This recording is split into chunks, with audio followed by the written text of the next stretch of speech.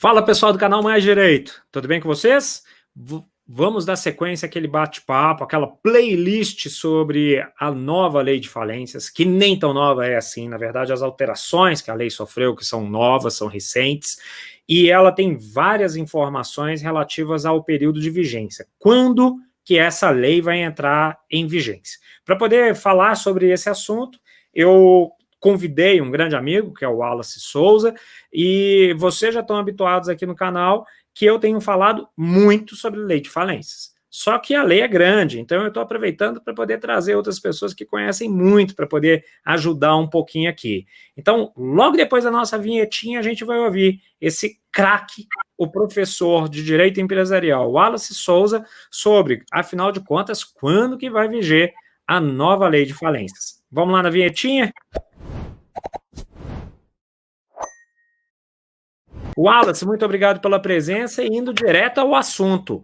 Quando a reforma da lei de falências entra em vigor?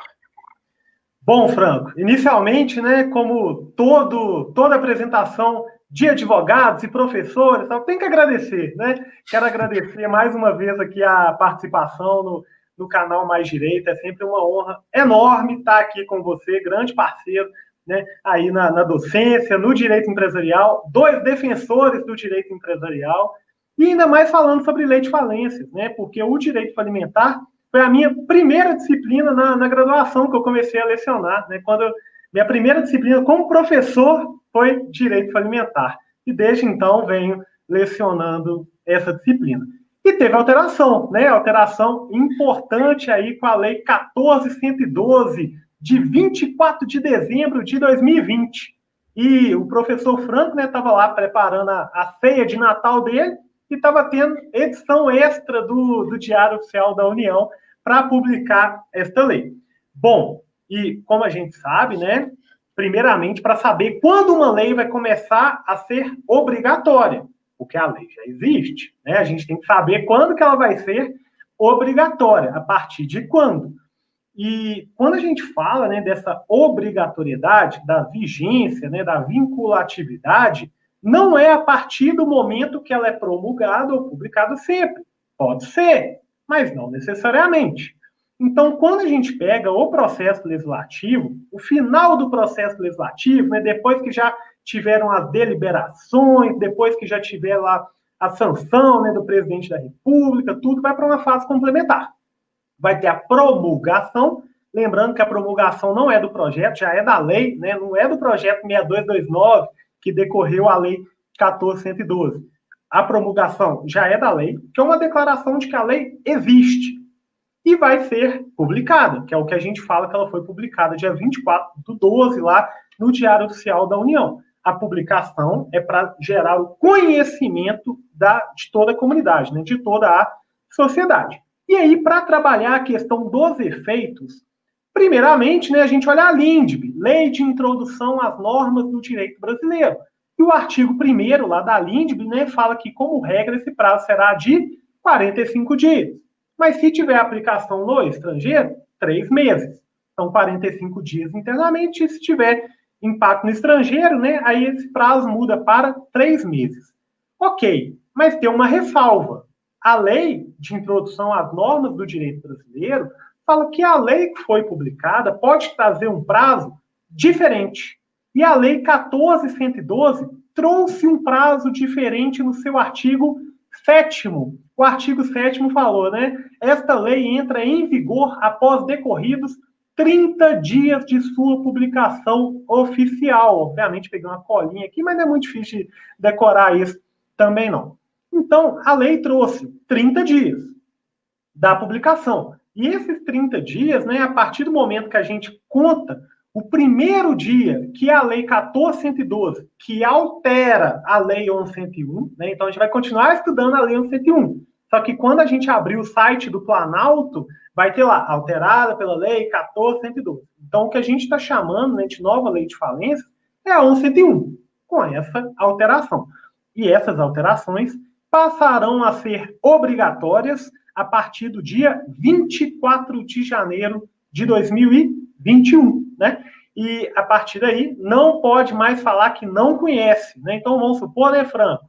aquele amigo nosso lá que está lá em Cancún, né, tranquilo, na hora que ele voltar, a lei já vai estar produzindo efeito para ele. E ele não pode falar, poxa, eu estava lá em Cancún, né? Não pode isso. A lei vai ser aplicada.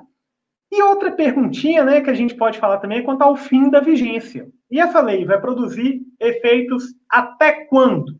Né? Essa lei, gente, vai produzir efeitos até que uma outra lei a extinga, né, ou modifique.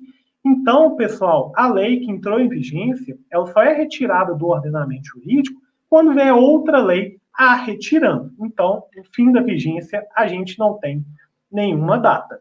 Bom, Franco, até aproveitando aqui, né, que aí a gente está falando da obrigatoriedade. Já vou até emendar aqui, mas qualquer coisa fica à vontade aí também. E o caso, né, pessoal, dos processos falimentares que já estavam em andamento. Como que fica? Se já tem um processo falimentar em andamento. No artigo 5º, né, da Lei 14.112, a gente vai ter o seguinte, observado o disposto no artigo 14 do CPC, né, que é a Lei 305 de 2015, esta lei aplica-se de imediato aos processos pendentes.